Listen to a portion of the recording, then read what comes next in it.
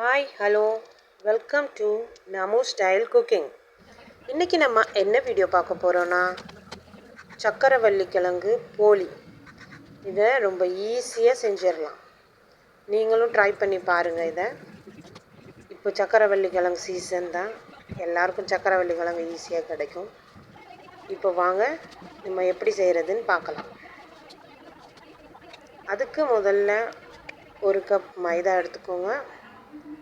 அதில் கொஞ்சம் மஞ்சத்தூள் போட்டுக்கோங்க, கொஞ்சமாக உப்பு,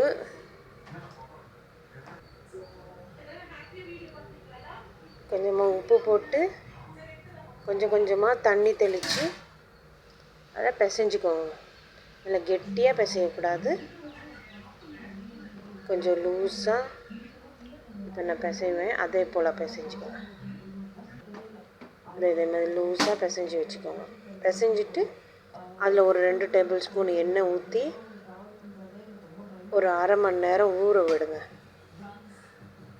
இப்போ பூரணம் ரெடி பண்ணலாம். அதற்கு சக்கரவள்ளி கிழங்கு வேக வச்சுக்கோங்க. குக்கரில் ஒரு 4 விசில் விட்டு அது தோலை உரித்து நல்லா மேஷ் பண்ணிக்கோங்க. நல்லா ஒரு கட்டி கூட இருக்கக்கூடாது, நல்லா மேஷ் பண்ணிக்கோங்க.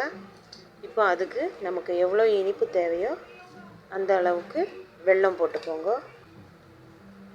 வெல்லம் போட்டு கொஞ்சமாக ஏலக்காய் தூள், அப்புறம் கொஞ்சம் துருவின தேங்காய், இதை போட்டு நல்லா பிசைஞ்சு ஒரு பூரண பதத்துக்கு கொண்டு வந்து பூரணம் ரெடி ஆயிரும்.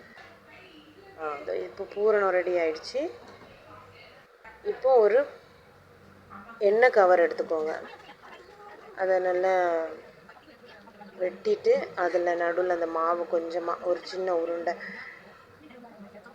பூரணத்தை ஒரு உருண்டை எடுத்து அதை உள்ளே வச்சு நல்லா சுற்றி வெளியே தெரியாத மாதிரி இது பண்ணிக்கோங்க.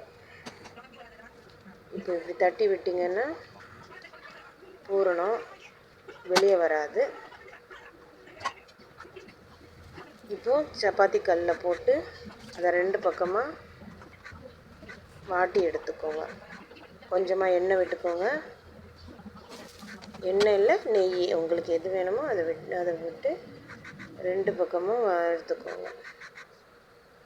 நல்ல 2 பக்கமும் நல்லா வெந்ததும் எடுங்க.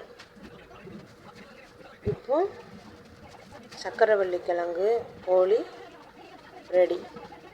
நீங்களும் வீட்டில் ட்ரை பண்ணி பாருங்கள், எப்படி இருக்குதுன்னு கமெண்ட்டில் சொல்லுங்கள்.